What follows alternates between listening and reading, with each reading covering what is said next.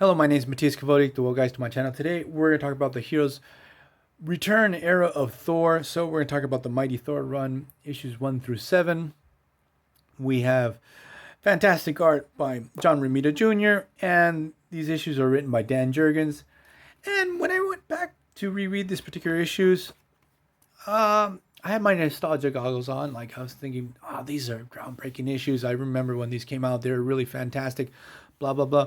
And I reread them and I thought they were just okay. The first issue, I like the fake out angle that we have this guy that takes some hostages. He thinks he's Baldar. Thor arrives because he can't find the Asgardians anywhere. So we sort of have this situation where the trope is gods have been put under some type of spell and they think they're normal humans and Thor has to reawaken them. Or something like that we've seen a billion times, but no, he's just a crazy guy with a gun. Because when Thor takes the dude to Asgard, he discovers that Asgard has been destroyed. We actually see that the only person from Asgard that's sort of still around, not sort of, is around, is Hela.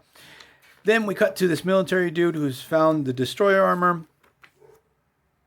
So in the first two issues, we have Thor going up against Destroyer. So they want to start the series with a real bang. Thor teaming up with Avengers.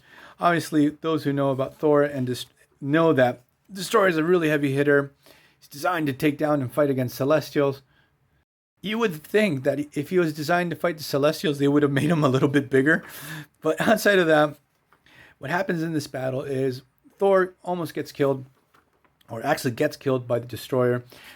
While this is happening, we have this EMT worker that's trying to save someone, and he's also almost killed due to explosion because of the battle. So this character, his name is Marnut, makes a bargain with Hela to save Thor's life, infuses Thor with this dude, Jake Olsen.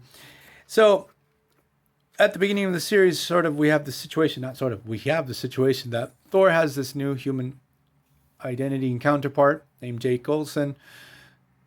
So we're going to have the whole situation of Thor living the life as a superhero, then having to live a normal life as a mortal. But he works in an ambulance. He has a girlfriend, but he does cross paths with Jane Foster, and we have that whole situation.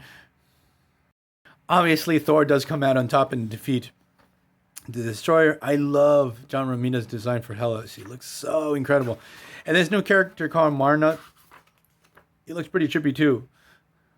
There's a pretty strong contrast between characters that John Romita wants to design and wants to be like sort of cutting edge with his character design. And there's moments he does pay homage to Jack Kirby. Like there's a couple moments where he really leans into Jack Kirby's traditional type of style.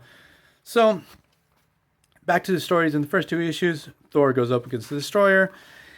Then he fights against this Asgardian sea lady that causes trouble that leads to a team up with Namor. We get the introduction of these new dark gods that seemingly have destroyed. They're the ones responsible for destroying Asgard and have captured Odin.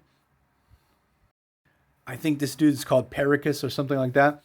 I remember back in the day, I don't have the other issues that follow. I'm going to try to get them just in case. Like Pericus' fight with Thor was like the first time I saw Thor's hammer to be broken. I never saw that. And I remember going, oh shit, man, that looks awesome.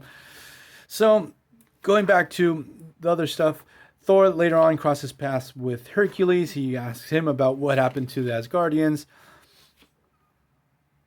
We get a really stupid fight between Hercules and Thor where it just doesn't make sense why the fight starts. It's just Hercules is a drunk idiot and he flips out for no reason.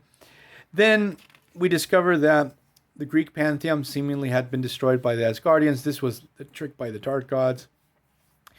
And so Thor has a brief tussle against some of the Olympian, the Greek Pantheon.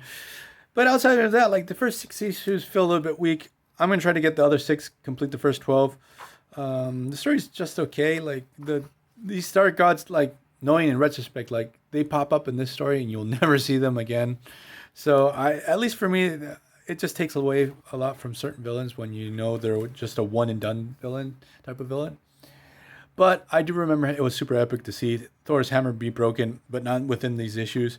So I'm leaving this video here.